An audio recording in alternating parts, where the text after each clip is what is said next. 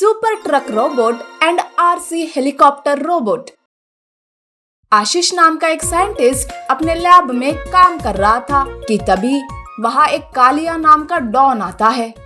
क्या बात है साइंटिस्ट, बड़े बिजी दिख रहे हो, जरा मेरा भी एक काम तो कर दो। तुम कौन हो और यहाँ कैसे आए? क्या चाहिए तुम्हें? अरे रुको, पहले ये फोटो तो देखो।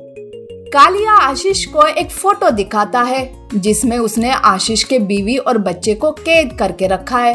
आशीष को समझ आने में देरी नहीं लगती कि वो एक डॉन है। तब वो कालिया से कहता है, अपने बीवी बच्चों को बचाना चाहते हो तो मेरे लिए बस एक रिमोट कंट्रोल हेलीकॉप्टर रोबोट बना दो। तुम्हारे इरादे अच्छे नहीं लग रहे हैं, मैं ये कभी नहीं करूँगा। ठीक है, फिर मैं भी अपने गुंडों से कहता हूँ कि वो तुम्हारे बीवी बच्चे को मार दे। कालिया की ऐसी बातें सुनकर आशीष डर जाता है और मन ही मन में सोचता है, अरे अभी फिलहाल अपनी बीवी बच्चे की जान बचाने के लिए इसकी बात मान लेता हूँ। आशीष ऐसे मन ही मन में सोचता है और उसका काम करने के लिए तैयार हो जाता है।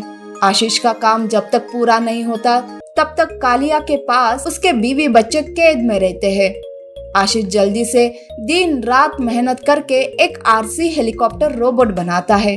तभी कालिया भी वहाँ आ जाता है। आशीष कालिया को उसका आरसी हेलीकॉप्टर रोबोट कैसे काम करता है वो दिखाता है, किस तरह से हेलीकॉप्टर रोबोट में बदल जाता है और कैसे रिमोट कंट्रोल से काम करता है वो सब दिखाता है।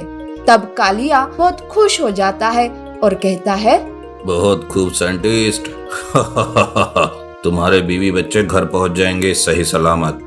कालिया उस रिमोट कंट्रोल हेलीकॉप्टर से वहाँ से चला जाता है। कालिया के जाने के बाद आशीष सोचने लगता है, मैंने अपने बीवी बच्चे को बचाने के लिए ये सब किया, लेकिन कालिया हेलीकॉप्टर का इस्तेमाल गलत कामों के लिए करेगा। मुझे कुछ तो करना पड़ेगा। आशीष के गांव में ही मनोज नाम का एक ट्रक ड्राइवर रहता है। उसके पास एक सुपर ट्रक था। आशीष रात में वो ट्रक चुरा कर अपने लैब ले जाता है और उसे और पावरफुल बनाने की कोशिश करने लगता है। दूसरे दिन सवेरे जब मनोज देखता है तो उसका सुपर ट्रक किसी ने चुराया हुआ रहता है। अरे मेरा ट्रक किसने चुराया? अब मैं क्या करूं? कैसे अपने परिवार का पेट पालूं? ऐसा कहकर मनोज रोने लगता है और अपने सुपर ट्रक को तलाशने के लिए निकल पड़ता है। उधर कालिया अपने हेलीकॉप्टर से गांव के बैंक के सामने उतरता है और रिमोट से उसे एक रोबोट में बदल देता है और बैंक में चोरी करने के लिए उस रोबोट को भेज देता है और सारा पैसा चुरा कर लेके आता है। शाबाश मेरे रोबोट, चलो अब फिर से हेलीकॉप्टर बन जाओ। कालिया सब पैसा लेकर वहाँ से उड़ जाता है। पुलिस भी उसे पकड़ नहीं पाती। उधर आशीष ने मनोज के सुपर ट्रक को एक रोबोट में बदल दिया था। मनोज अपने ट्रक को ढूंढते ढूंढते जंगल पहुँच जाता है। आशीष उसके सुपर ट्रक को मनोज के सामने रख देता है और वो वहाँ से चला जाता है। अरे मेरा ट्रक यहाँ और मैं इसे इधर उधर ढूंढ रहा हूँ। मनोज अपनी सुपर ट्रक में बैठ जाता है। तब उसे कुछ ट्रक में बदलाव नजर आता है कि तभी वो सुपर ट्रक रोबोट गांव जाने के बजाय कहीं और जाने लगता है। अरे मेरे ट्रक को क्या हुआ? इसमें कहीं भूत तो नहीं? मनोज का सुपर ट्रक रोबोट कालिया के ठिकाने पहुंच जाता है, जहां पर कालिया का आरसी हेलीकॉप्टर रोबोट भी रहता है।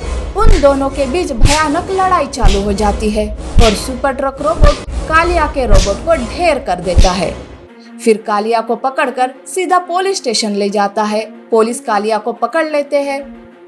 अरे वाह मनोज, तुमने तो कमाल कर दिया। तुम्हारी वजह से आज इस बड़े डॉन को पकड़ सके हम। Thank you very much. Manoj मन ही मन सोचता है, और मैंने तो कुछ नहीं किया। आशीष ये सब देख रहा होता है। इस तरह से आशीष ने रिमोट कंट्रोल हेलीकॉप्टर रोबोट बना के अपने परिवार की जान बचाई थी और बाद में सुपर ट्रक रोबोट बना के कालिया को पकड़वा दिया था। Underground golden treasure Brickswell. Ganpat नाम का एक आदमी अचानक जमीन में खोदते खोदते जमीन के धंसने से गहरे में गिरता चला गया और देखते ही देखते वो एक बड़ी सी अंडरग्राउंड सोने के ईंटों के कुएं में जा गिरा। लेकिन आखिर गणपत वहां कैसे पहुंचा? क्या है इसके पीछे की कहानी? आइए देखते हैं इस मजेदार वीडियो में। गणपत एक निहायत ही कामचोर आदमी था। बचपन में उसके माँ बाप ने उसे खूब पढ़ा लिखाने की कोशिश की, लेकिन उसके आलसी स्वभाव की वजह से वो ठीक से पढ़ा नहीं और बड़ा होने के बाद भी वो वैसे ही कामचोर बनता गया। एक दिन उसके पिताजी उसे बुलाकर कहते हैं, बेटा, हमने तुम्हें कितना समझाने की कोशिश की, लेकिन तुम नहीं समझे बेटा। अभी भी वक्त है, सुधर जाओ और मेरे मरने से पहले खेती करना सीख लो बेटा। अरे पिताजी, आप बिना बड़े ओल्ड स्कूल हो। आज के जमाने में कौन खेती करता है? कितना आउटडेटेड काम है वो। मैं तो कोई ऐसा काम करूंगा जिससे मेरी कोई इज्जत हो और 10 लोगों में मेरा नाम हो। ठीक है बेटा, जैसी तुम्हारी इच्छा, लेकिन अब मैं जो बताने जा रहा हूँ वो जरा ध्यान से सुनो। वो मिट्टी का घड़ा हमारे पूर्वजों का है, उसे हमेशा संभाल कर रखना बेटा। वो कहते थे कि बुरे वक्त में वही मिट्टी का घड़ा हमारे काम आएगा। ठीक है कहकर गणपत भी वहां से चला जाता है। कुछ दिनों में उसके पिताजी का देहांत हो जाता है, जिस वजह से गणपत को पैसे की तंगी होने लगती है और वो उस मिट्टी के घड़े के पास आकर सोचता है, अरे क्या किस्मत है मेरी, बाप ये मिट्टी का घड़ा छोड़कर गया। अरे कल चल के कोई पूछेगा कि बाप पीछे क्या छोड़ के गया तो क्या बताऊंगा मैं लोगों को? ये छोड़कर गया, ये मिट्टी का घड़ा। छी छी, कितना बेकार लगेगा मुझे। ऐसा सोचकर गणपत उस बड़े से मिट्टी के घड़े को उठाकर जमीन पर पटक देता है। लेकिन ये क्या, जैसे ही वो मिट्टी का घड़ा टूटता है, उस घड़े में से कुछ सोने की ईंटें निकलती है। गणपत ये देखकर वो सोने की ईंटें उठाता है और नाचने लगता है। अरे मैं माला माल हो गया, ये सोने की ईंटें मिली मुझे, बचा लिया बाप, बचा लिया आखिर। इस तरह से नाचते हुए वो उस मिट्टी में फिर से सोने की ईंटें ढूंढने लगता है कि तभी उसे वहां एक कागज मिलता है, जिस पर लिखा होता है, हमारे बुरे वक्त का सहारा, हमारी खेत की वो जगह, जब भी मुसीबत होगी तो वही हमें बचाएगा। गणपत ये पढ़कर चौंक जाता है और सोचता है, अरे आखिर खेत की उस जगह पर ऐसा क्या है, जाकर पता ही करना पड़ेगा। इस तरह जल्दी से गणपत अपने खेत में जाकर उस कागज को हाथ में पकड़े हुए देखता रहता है, लेकिन उसे उस जगह पर एक मिट्टी से भरे कुएं के सिवा और कुछ नहीं दिखता।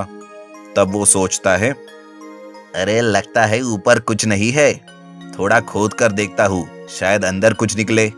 वैसे भी लिखा तो है, कुछ ना कुछ तो जरूर होगा, वरना हमारे पूर्वज खाली पीली टाइम पास के लिए तो ऐसा कर ही नहीं सकते। ये सोचकर गणपत उस मिट्टी से भरे हुए कुएं में खोदकर मिट्टी बाहर निकालने लगता है। देखते ही देखते वो काफी गहराई तक खोद लेता है, लेकिन फिर भी उसे कुछ नहीं मिलता। वो थक कर सोचता है, अरे ये क्या, कभी अपने बाप के जमाने में मैंने इतना खेत में काम नहीं किया कि बाप के मरने के बाद कर रहा हूँ। खोद खोद के तो मेरा बुरा हाल हो गया है, थोड़ा आराम कर लेता हूँ। ऐसा सोचकर गणपत वहीं पर बैठ जाता है, लेकिन तभी जमीन के अंदर से कुछ आवाजें आने लगती है। अरे बाप रे, ये क्या है, कोई गड़बड़ तो नहीं है, या कोई जानवर तो नहीं नीचे? ये पूर्वज कहीं मुझे मरवाने के चक्कर में तो नहीं? अरे बाप रे, भगवान बचा ले। ऐसा वो कहते ही रहता है कि अचानक कुएं की जमीन अंदर धंसती है और गणपत तेजी से नीचे गिरने लगता है और देखते ही देखते वो पानी में गिरता है। वो कहता है, हे भगवान, इतनी मेहनत करने के बाद कहने की नौबत आई है कि खोदा कुआं और निकला पानी।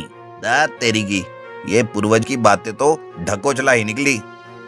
लेकिन गणपत जैसे ही ऊपर चढ़ने के लिए कुएं की दीवार पर चढ़ता है, कुएं की एक ईंट निकलकर उसके हाथ में आती है और वो सोने के जैसे चमकने लगती है। ये देखकर वो सोचता है, अरे वाह, ये तो सोने की ईंट है, कहीं ये कुआं ही सोने की ईंटों से तो नहीं बना? अरे ये मैं तो करोड़पति बन गया। अरे पूर्वजों ने बचा लिया मुझे। धीरे धीरे गणपत भी समझ जाता है कि मेहनत करना बहुत जरूरी है, फिर चाहे खजाना भी निकालना क्यों ना हो, वो बिना मेहनत के नहीं किया जा सकता। इस तरह से वो उस दिन से अपनी जिंदगी अच्छे से बिताने लगता है। वो सोने की ईंटों को बेचकर गांव वालों की भी बहुत मदद करता है और अपने खेत में मेहनत करके अपनी जिंदगी अच्छे से बिताता है।